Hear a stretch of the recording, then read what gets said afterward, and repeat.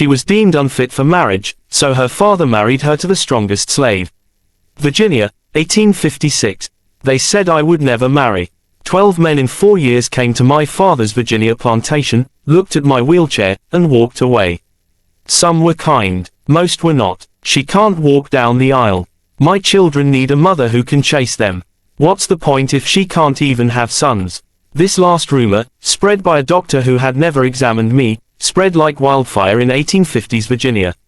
At 22, I wasn't just disabled. I was defective. Defective goods. My name is Eleanor Whitmore, and by 1856, society had already decided my life was over before it had even begun.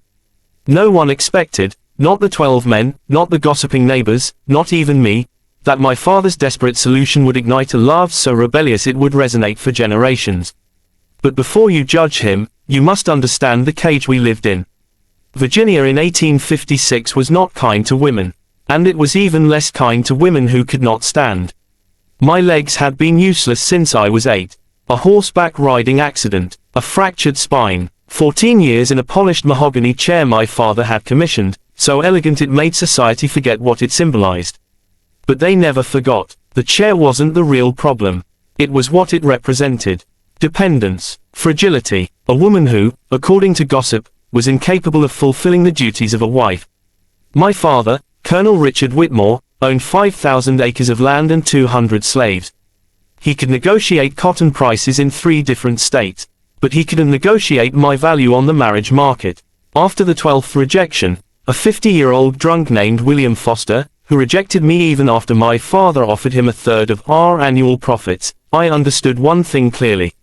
I would die alone. My father understood this, too. And it terrified him. One evening in March 1856, he called me into his study. "I will marry you to Josiah," he said.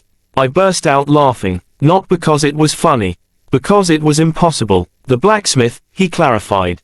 The room fell silent. "Father, Josiah is a slave." "Yes," he said, "I know exactly what I'm doing."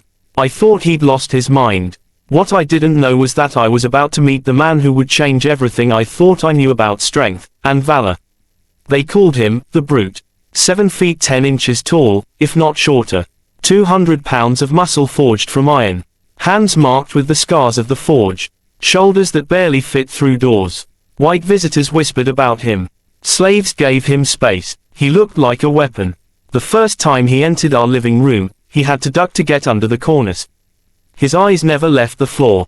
"Yes, sir," he said to my father, his voice deep but surprisingly soft. When we were alone, the silence stretched between us like a test neither of us wanted to fail. "Are you afraid of me, miss?" he asked softly. "Should I be?" "No, miss, I would never hurt you." His hands, enormous, strong enough to bend iron, rested gently on my knees.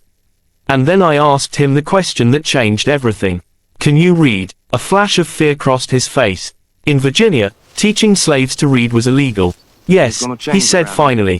"I taught myself." "What do you read?" "Everything I can find. Shakespeare, newspapers, anything." "What's your favorite play?" "The Tempest," he replied without hesitation. "Prospero calls Caliban a monster, but Caliban was a slave on his own island. Makes you wonder who the real monster is." And just like that, the Brute vanished. In her place was a man who could talk about Shakespeare with more insight than half the men who had rejected me. We talked for 2 hours. About Ariel and freedom, about being trapped in bodies and systems that defined you before you could even define yourself. When he finally said, "Anyone who can't see beyond a wheelchair is a fool," something inside me opened. For the first time in 14 years, I felt seen. Not pitied, not tolerated, seen. The arrangement began in April. Not a legal marriage, that would have been impossible, but my father entrusted Josiah with the responsibility of my care. He moved into a room adjacent to mine, and slowly, awkwardly, we built a life within an impossible structure. He helped me get dressed, always asking my permission first. He carried me when necessary, as if I weighed nothing. He rearranged my shelves alphabetically just because I asked. And in the afternoons he read to me. Keats, Shakespeare, Milton. His voice enveloped the poetry as if it had been waiting a lifetime to be heard. I started spending time at the forge. He taught me to hammer, to shape iron. My legs didn't work, but my arms did. The first time I bent metal with my own hands, dripping with sweat and laughing despite myself, he looked at me like I was miraculous. Every part of plantation life was designed to strip away humanity.